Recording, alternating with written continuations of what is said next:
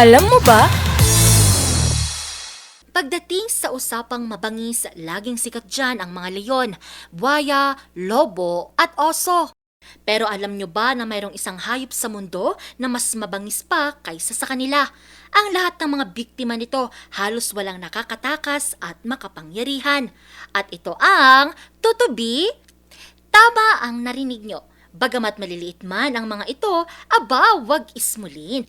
Ang mga tutubi ay isang insekto na nakikita sa iba't ibang panig ng mundo. Pero gaya ng mga mandirigma, tila mahaba rin ang paghahanda nila bago maging isang tutubi.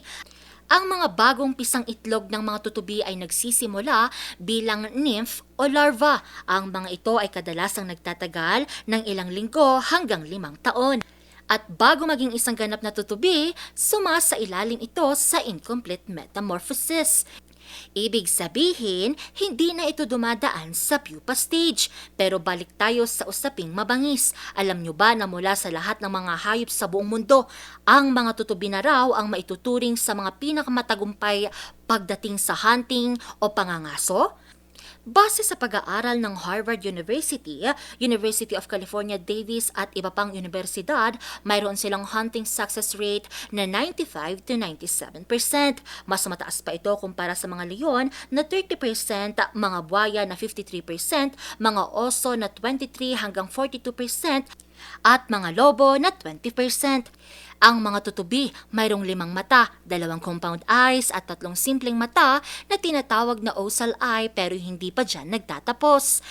Ang 2 compound eyes nila binubuo lang naman ng 30,000 na maliliit na lenses. Ang mga ito kayang mabasa ang galaw ng kanilang mga prey o aatakihing mga insekto.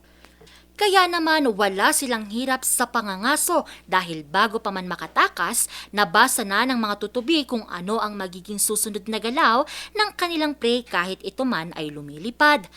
Maliban sa kanilang mata, mayroon din silang sopistikadong paningin at neural mechanisms sa kanilang utak kaya naman tila mayroon silang kapangyarihan na mabasa ang hinaharap. Bagamat mabangis sila pagdating sa hunting, mayroon lamang silang buhay na kayang umabot lang sa 7 hanggang 53 araw.